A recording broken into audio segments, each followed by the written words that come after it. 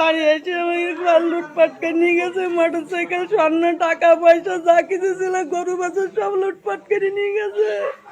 আর আমার 14 বছরই ছেলে নিয়ে গেছে উঠাই। এদের সঙ্গে তো আপনাদের কোনো শত্রুতা ছিল না, তাই না না? না না, আচ্ছা আচ্ছা আচ্ছা। এদের আমার চিনিও না। আবুল হাসান সহ উনি তুলে নিয়ে গেছে। বাড়ির তো ঘর সব ভাঙচুর করেছে দেখলাম। হ্যাঁ, ঘর বাড়ির ঘর তো সব ভাঙচুর করে স্বর্ণলঙ্কা যা ছিল আপনাকে বাড়িতে সব লুটপাট করে নিয়ে গেছে। সব নিয়ে গেছে।